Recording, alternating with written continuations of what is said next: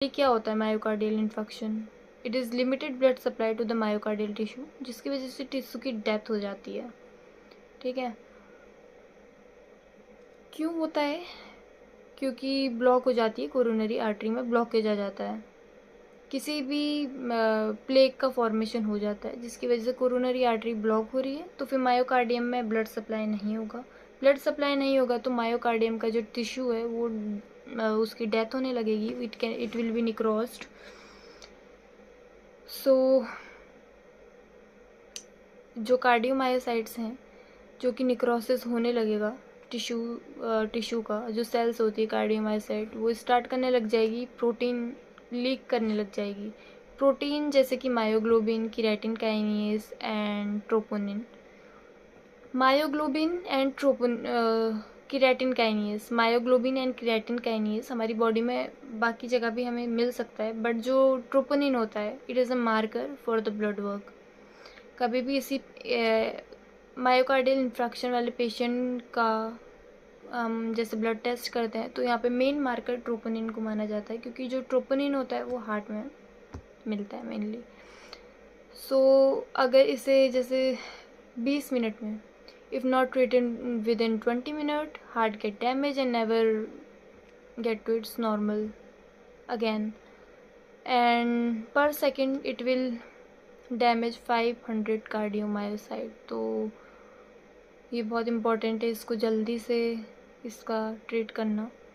Diagnose में क्या होगा, हिस्ट्री पूछी जाएगी पेशेंट की, ड्यूरेशन ऑफ सिम्टम का ड्यूरेशन हम देखेंगे कि कितने टाइम से उसे प्रॉब्लम थी पेशेंट को, और चेस्ट पेन था, कैसा टाइप का पेन है, हैवी पेन है, क्रशिंग पेन है, या फिर रेडिएटिंग पेन है। रेडिएटिंग पेन मतलब कि जैसे कि रेडिएट कर रहा है, जैसे कि लेफ़्ट साइड को होता है तो लेफ़्ट आर्म को रेडिएट कर रहा है पेन, लेफ़्ट जॉ को रेडिएट कर रहा है पेन।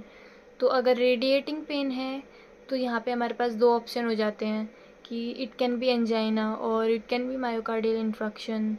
बट हम इन दोनों में डिफरेंस को भी समझेंगे। जैसे कि एंजाइना होता है, एंजाइना में जो पेन होता है वो लेस देन 15 मिनट तक का ही रहता है, और वो भी ऐसा ही पेन होता है, रेडिएटिंग पेन होता है, और 15 मिनट से कम तक का रहता है, और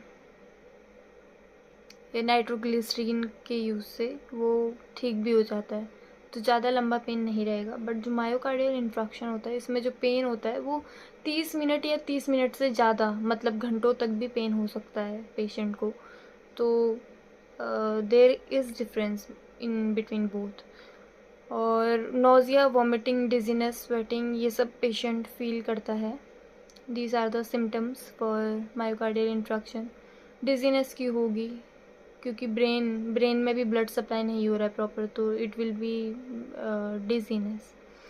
अब ऐसा होता है कि कुछ पेशेंट में हमें सिम्टम नहीं दिखाई देते हैं।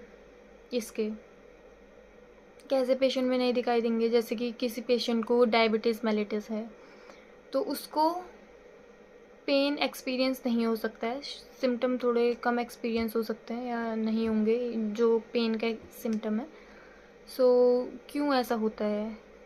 क्योंकि जो डायबिटीज़ मेलिटस होती है उसमें नर्व डैमेज हो जाता है जो कि पेन सिग्नल कैरी करता है हार्ट के लिए। तो वाली नर्व अगर उसमें डैमेजिंग स्टार्ट हो जाएगा तो पेशेंट एक्सपीरियंस नहीं करेगा पेन। और ब्लड वर्क जैसे कि मैंने बताया, ट्रोपोनिन एंड ईसीजी डायग्नोस में जैसे हम ईसीजी में देखेंगे एस और टी एलिवेशन हम देखेंगे, वहाँ पे there will be cat like spine S T elevation. So ECG में हमें ये दिखेगा, एंड टी नेगेटिव भी हो सकता है। एंड लास्ट ट्रीटमेंट में एस्पायरिन हम थोड़ा इंस्टेंटली दे सकते हैं पेशेंट को, एंड बीटा ब्लॉकर्स ट्रीटमेंट में हम दे सकते हैं। बीटा ब्लॉकर्स क्या करता है, it will low the oxygen demand. Oxygen demand बढ़ जाती है उस समय पे बहुत ज़्यादा हार्ट में जब मायोकार्डियल इन्फेक्शन होता है, तो ये ऑक्सीजन डिमांड को कम करता है। Second treatment can be a nitrate. Nitrate क्या करता है, डायलिएट कर देता है, वेसल्स को डायलेट कर देता है। एंड थर्ड इज़ एंटी कोआगुलेंट्स दे सकते हैं जो कि फर्दर प्रिवेंट करता है क्लॉट बनने से, जो कि रोक सकता है ब्लड सप्लाई। तो इसमें हमारा होता है heparin and warfarin and heparin and statin, this is inhibitor. ये क्या करता है, लो करता है blood cholesterol. And ACE inhibitor, it low the BP and cardiac remodelling में हेल्प करता है। Thank you.